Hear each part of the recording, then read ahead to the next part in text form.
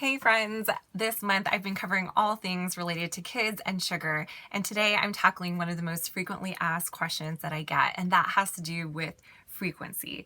So a lot of parents ask me, how frequently do I need to offer sweets to my child so that they don't feel like such a forbidden fruit?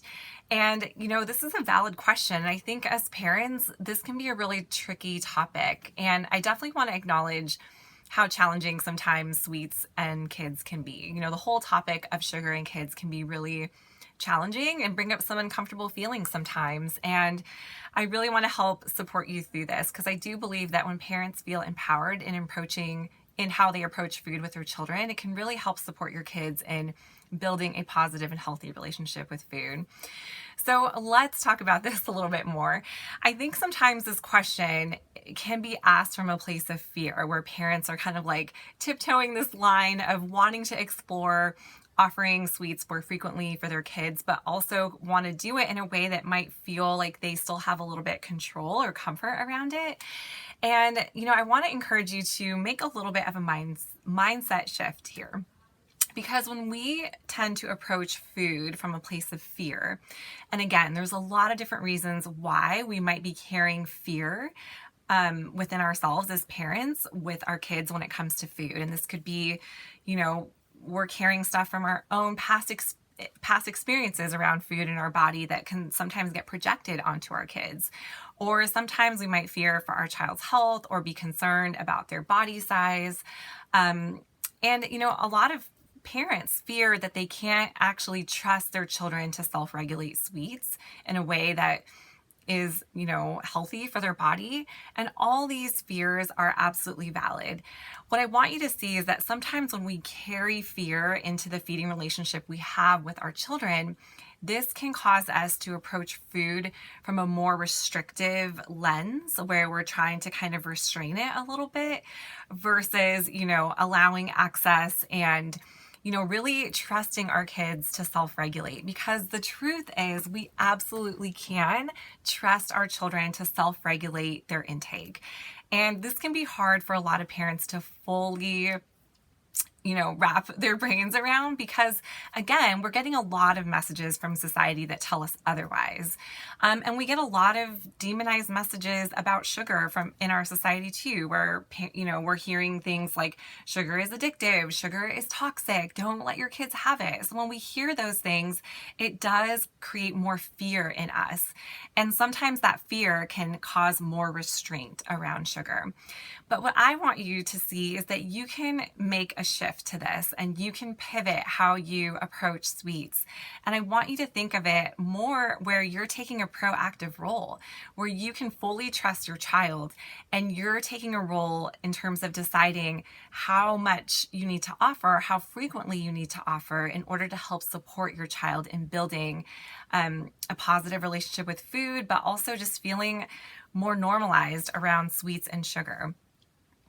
And, part of this too is breaking the novelty around sweets. And this is why I'm a huge proponent of erring more towards offering it more frequently.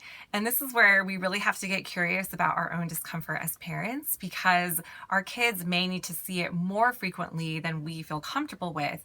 But again, we want to switch from a fear-based approach to feeding to a trust-based approach to feeding, where we're essentially saying, I trust my kids to be able to self-regulate, and I want to take a proactive and intentional role to offer sweets more frequently. And so this can be a big pivot for a lot of parents, but I want you to feel encouraged in doing this and know that when you're offering sweets more frequently, it does help, break the novelty that can often be built around desserts and sweets. So when I say novelty, I mean it's something that's really new and special and they don't get to see it very often. So naturally, when kids have that relationship with sweets, they tend to eat sweets regardless of how they're feeling internally because it feels so special, because they might have feelings of FOMO around it. Like, I don't know when I'm going to see this again, whatever it is, ice cream, cookies, cake. And so I just want to eat a lot of it right now. And so if we offer it more frequently, we can kind of help break that sense of novelty around sweets and desserts. And one way that I like to explain this is, If you're in a relationship, think about the first time your partner told you that they loved you. And I still remember the first time my husband told me that he loved me. And it felt like the whole universe was just opening up.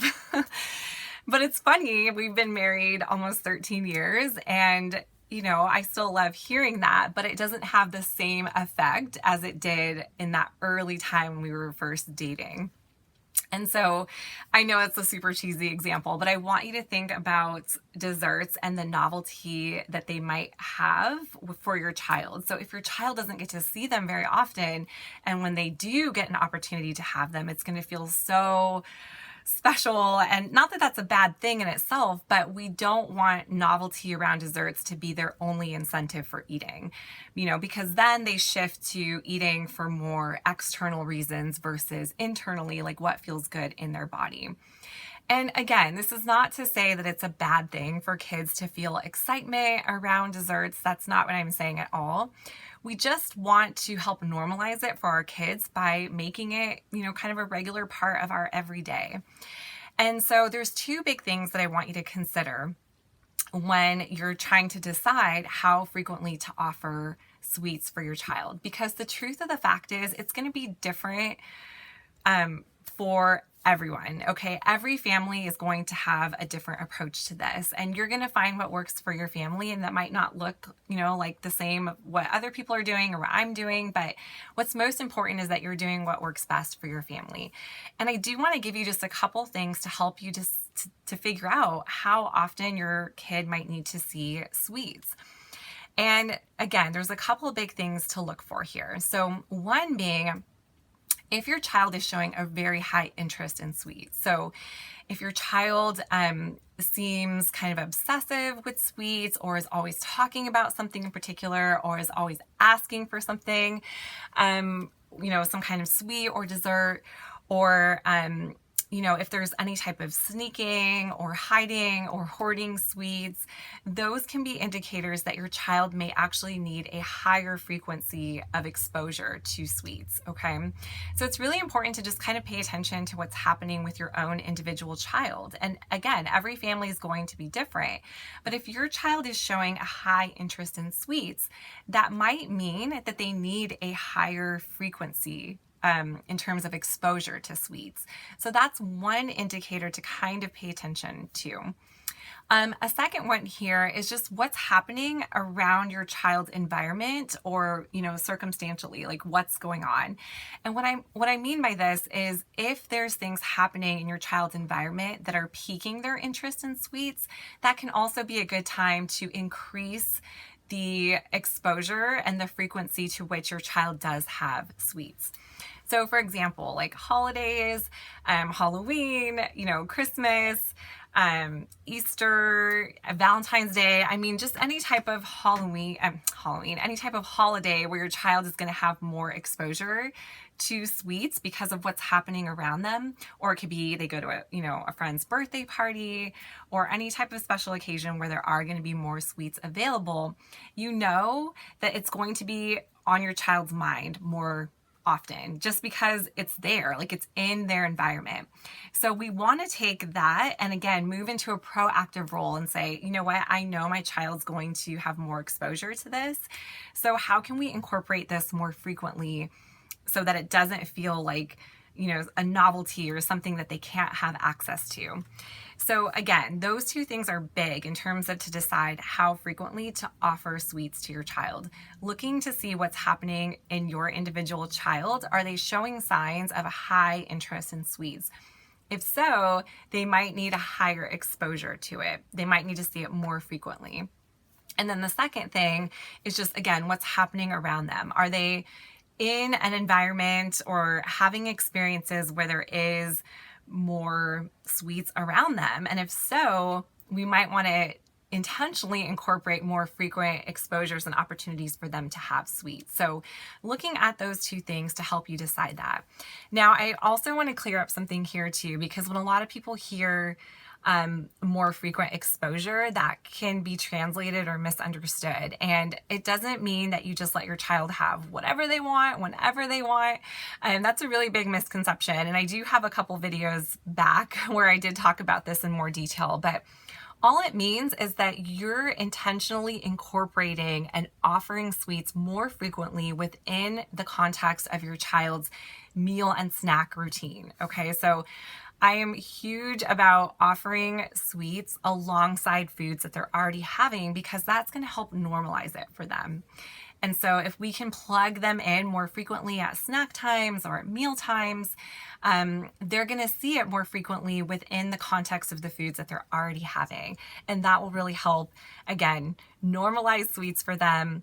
And again, excitement about sweets is not inherently a bad thing. And sometimes parents see their kids getting excited about sweets and that can really worry them. But it's more of like the really high interest in sweets. Like if we see that our child's having a hard time moving on from sweets, or they're showing higher interest in sweets than they are in other foods, that might mean that they just need more exposure. So I hope this helps. I know that this is a really big topic, so I actually do have a blog post for you that goes into this in a lot more detail. So I'll link that in the comments for you. And of course, if you have any questions at all, feel free to leave them in the comments too. All right, thanks so much for watching, guys. Take care.